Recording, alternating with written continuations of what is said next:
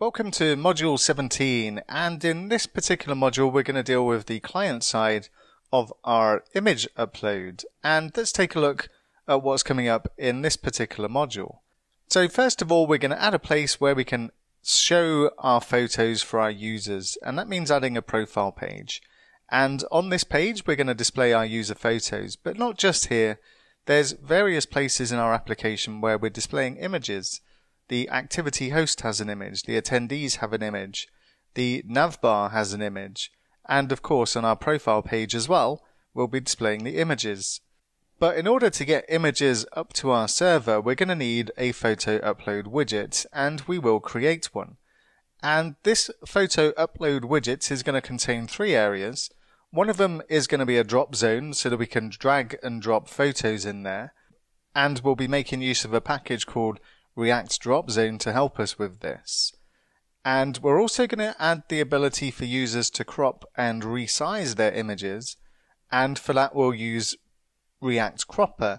And of course, if they're resizing and cropping their image, then we're going to want to give them an area to preview this particular image as well. So that's going to be our photo upload widget, and we also want to give the user the ability to set the main photo and also delete any photos they upload. And this is going to need to go all the way through from the client to delete the photo in Cloudinary and return a response as well as removing it from our database, of course. So let's take a look at a before and after of what's coming up in this particular module. Obviously at the moment we don't have any images, we don't have the ability to display any images, and we don't have a profile page either. And after we've completed this particular module, we're going to be able to display our images inside our application. Our users are going to have profiles where we can see their images.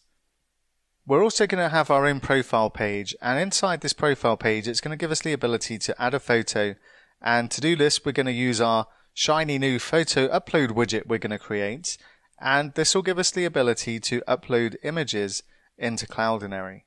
Now our user is going to be able to upload multiple images, not at the same time. They'll have to do this one at a time because of the nature of what we're building here, but once they have more than one image, then they'll be able to set their new image to the main image, and we'll also give them the option to delete the photo as well.